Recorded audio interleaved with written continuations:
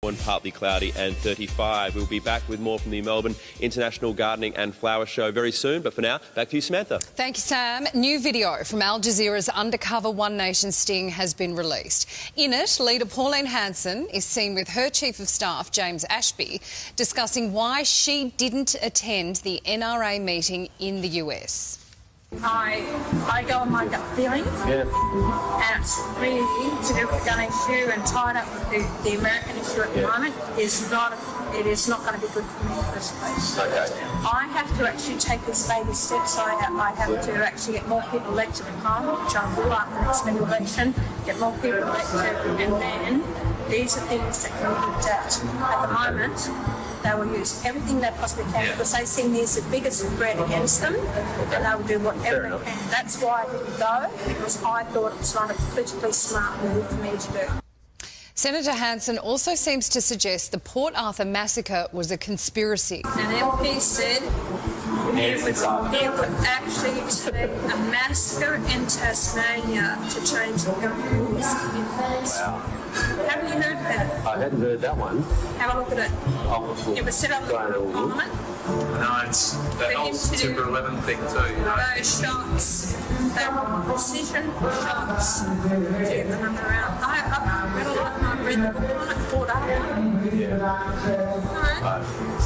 A lot of questions there. In a statement, Senator Hanson said she was shocked and disgusted with what she calls the Al Jazeera hit piece and that a Qatari government organisation shouldn't be targeting Australia's political parties. And One Nation's New South Wales leader, Mark Latham, joins us now. Mark, good morning to you. Good morning, Sam. What is your reaction to what you just heard, part two of this Al Jazeera report? Well, Sam, unfortunately, one of the problems with hidden listening devices is the audio gets fairly garbled, and I haven't got a monitor here, and I've got to honestly say to you, I didn't understand a single word that came through my earpiece, so you'll have to interpret for me. All right, well, we'll refresh your memory. No, I've got no memory of it. I couldn't understand a single word in that audio through my earpiece. I've got no memory of it. We had words on the screen here, so we could see what was going on. I've got no monitor. I've got no screen. That's okay. I'm standing here with an earpiece, and that's all. I'll tell you. Okay. All right, so in it, Pauline Hanson talks about so-called baby steps to get more MPs into Parliament under the One Nation banner, and the insinuation is that she didn't go to the meeting in America because she thought it would be politically dangerous, not a good move, not good for her to be seen meeting with the NRA. She sent James Ashby and Dixon instead. And the insinuation is she is trying to get more people elected under One Nation so that you as a party can then work to water down our gun laws. Is that the case? Well, it's certainly not the case for my campaign we've just completed in New South Wales election, where I put out a comprehensive policy in February backing in the Howard gun laws 100%. And then I congratulated Jacinda Ardern. So if these things have been happening, Sam, nobody's told me. But at the federal level, I don't think inside the party, and certainly for our New South Wales campaign, the bottom line is they haven't been happening. Okay. They haven't been happening. There's been no attempt to water down any gun laws, and I congratulated Jacinda Ardern for going further down the Australian path of banning their semi-automatic weapons, which is a very good thing. It seems James Ashby, who's Pauline's Chief of Staff, was I mean, I know elections are all about political donations and money drives these parties, but he is now looking at the NRA in America for funding, for donations, in order to get people elected in this country. And the flow-on from that is that our gun laws will then One Nation at the federal level will attempt to water down our gun laws to keep the NRA happy. What do you say to that? I mean, you're part of this party, Mark Latham. Yeah, well, I ran a New South Wales election campaign, Sam, and I put out a policy. Every media outlet could have reported on our gun control policy. It's very clearly in black and white on the website. My statements are very clear. I've said previously I think James Ashby made a mistake. Then why, he made a mistake why would in doing Pauline this. have said this? But I can tell. But I can tell you it had zero impact on what we did here in New South Wales because I've been a 23-year supporter of the Howard gun laws, and they've been very important for keeping our country free of public massacres. We don't want to go down the American path. As a parent, as a citizen, and now a member of Parliament, I can tell you we don't want to go down the American path. But is there a percentage of your voters who want semi-automatic weapons back on the market, and is Pauline offering that in order to get votes? Well, if people did vote that way, they should have read the One Nation policy, which is very clear. We don't want semi-automatic weapons available, not just for the question of public massacres on a random scale, but from a One Nation perspective, the horror of thinking that radical Islamic terrorists would get hold of these weapons. So, you know, I think One Nation would have strong credentials, and that's what we presented in this policy area during the New South Wales campaign. OK, what about these claims that she made on this tape that Port Authur was a conspiracy organised by John Howard or somebody in Canberra who suggested that a massacre in Tasmania would change the gun laws? What do you think that the victims, the families left behind after Port Authur, feel today? Well, I can only tell you what I heard. I had a discussion again during the New South Wales election campaign with Pauline about the making of the Howard gun laws, and she didn't raise any questions about Port Authur, and we proceeded with a policy very much based on John Howard's response to that tragedy.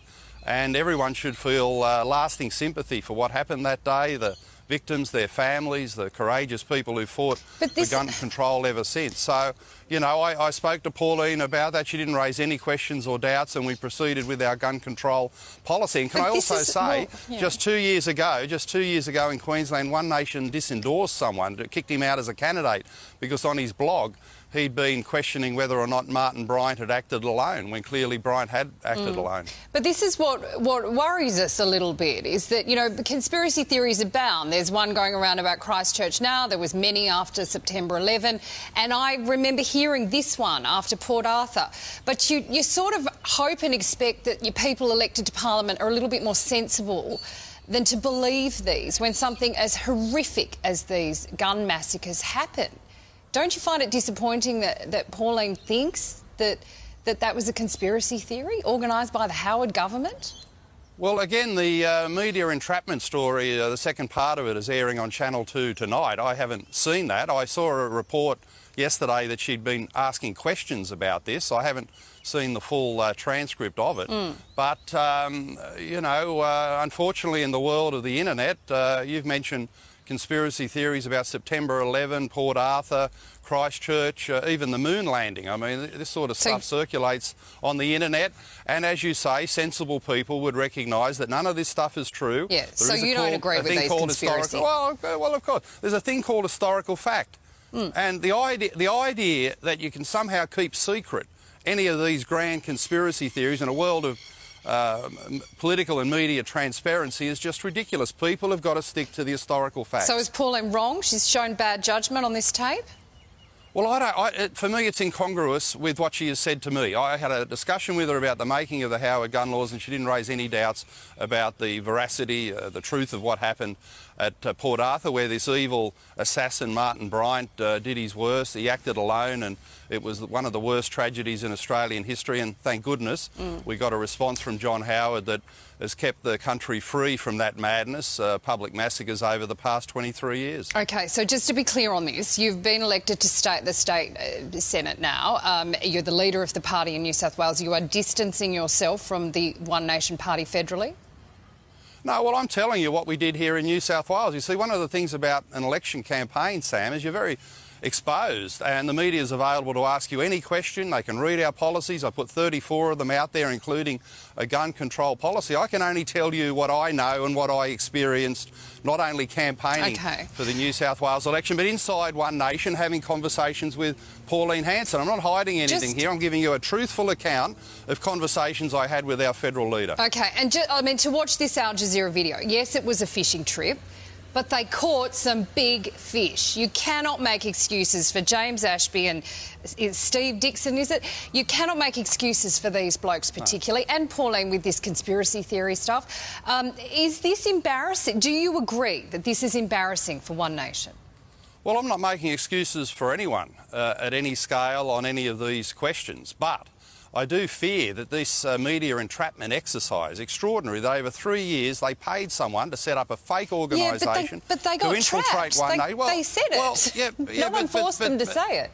Well, yeah, but two wrongs don't make a right. And I think there should be some focus on the extent of media entrapment. Sam, if you think this is healthy for our democracy, if you think this is journalistic ethics, reporting stuff at any cost, this is the lowest point in the history of Australian media, and people should be saying that. And I don't think those two blokes that we saw yesterday are stand-up guys. I don't think that they should be wheeling and dealing in the halls of power because they're trying to, you know, sell us out to the NRA. I find that appalling.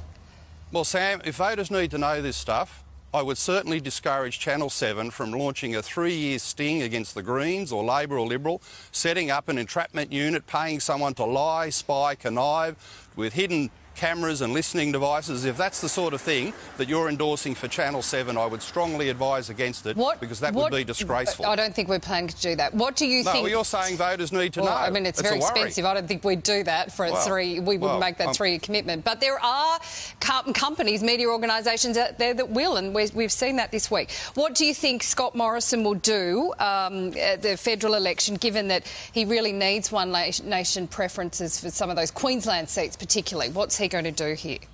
Well, I can't be a mind reader for Scott Morrison, but I would give him this bit of advice. Don't let other political parties run your own party.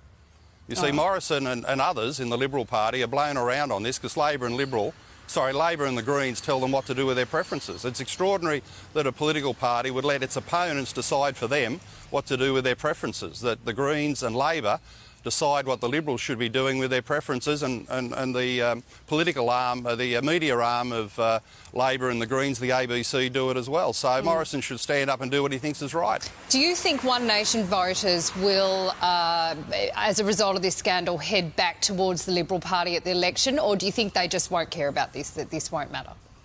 Well, the feedback I've had from people is they're worried about the media entrapment. They think it's disgraceful.